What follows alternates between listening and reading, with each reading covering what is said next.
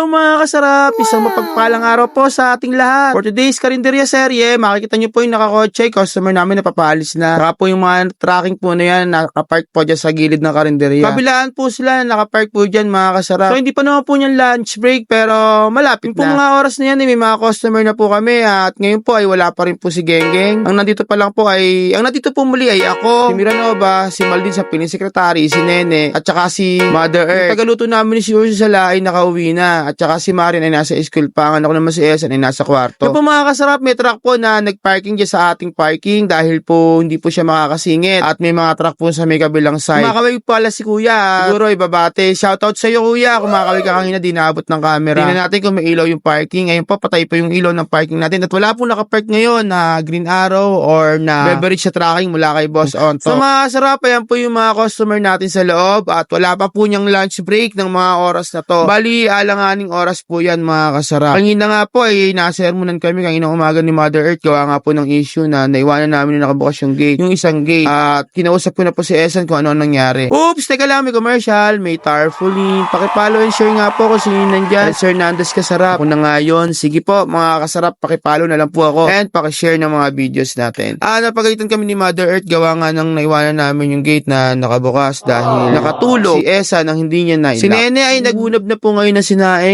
at kumakawi pa po siya. Kaya po mga kasarap, kung makikita niyo po yung kulungan ni Chichi, nasa ilalim po niya yung dalawang pusa, si Kobe at saka po si Mingming. Bali pinagsama po namin, kaya lang po ang problema ay ayaw ni Mingming. Ewan ko ba kay Mingming? Parang lalaki yata gusto, beke yata to si Mingming. So mga kasarap, yan po ay may mga customer na kami na mga nagdadatingan. At regarding po sa nangyari kagabi, ayun nga po ay nasermonan kami ni Mother Earth. Gawa nga nakalimutang ilak ni Esan ang gate. At nang tinanong ko siya, nung magising siya kanina, ang sabi niya ay akala daw ay nailak niya kasi patay na daw agad yung ilaw, kaya pumasok na siya at pinatay na daw niya yung ilaw dito sa kwarto at nilak niya yung kwarto. Hindi niya alam na nakalimutan niya ilak yung gate. Kaya ayun ang nangyari. Kaya ayun, nasabon kami ni Mother Earth ng very light. Buti na lamang at maaga pumasok si Ursula. Akala ni Ursula ay gising na ako. Kaya pumasok na daw siya at kumatok siya sa pinto at nakita niya na tulog ako. So, babo pa ang tulog noon dahil namalengke kami noon ng alauna at nakauwi kami ng alas 3 ng madaling araw. Kaya nung mga oras na yun ay mababa pa ang tulog ko. Akala ko nga ay may kumakatok. Nagtaka naman ako bakit hindi sa bintana ng kwarto, kasi sa bintana ng kwarto sila kumakatok. Bakit dito kumakatok sa pintuan sa kwarto? So pagbukas ko, nakita ko na nga si Ursula at bukas na yung ilaw. So thanks God, walang nangyari at safe kami. So ngayon gagawin natin na lagi natin double check ang lahat ng kung nakasarado tsaka yung mga outlet kasi importante yun. So ayan mga kasarap, ang mga nangyari kanina ay yun nga, tinanong ko si Esan at ang paliwanag nga raw niya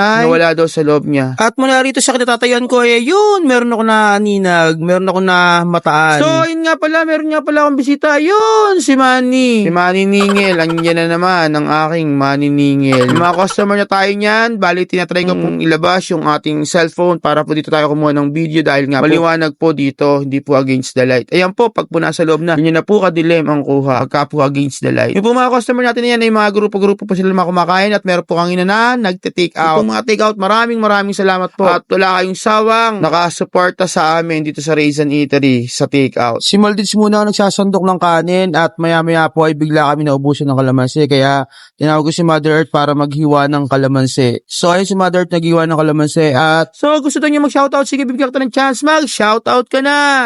Kay Mylene, saka kay Ella. Okay, kay Mylene. Ano pa? Ayan, nag-shoutout siya. Sinoutout niya pala yung anak niya. Mga anak niya. Sa dami ng mga anak niya, 10 yun, ay 2 lang na-shoutout niya. Hindi pa ako na-sama. Si Kuya ay magpapagikas. Kaya naputol yung pagbibigyan natin dahil si Kuya nagpapagikas. Ayun Kuya, shoutout sa'yo. Dahil yung ginagamit natin pang video at yung ginagamit natin pang Gcash ay iisa lang. Nilagay natin sa gilid yung camera ng phone para medyo kahit paano ay hindi tayo against the light pero naka-side view nga lang. So yun lang mga kasarap ang kaganapan dito sa atin. Dito sa Raisin Eatery. At lagi po natin tatandaan na lahat pwede pero hindi lahat dapat babayi. Wala, hindi babayi, walang sasalta ng babayi.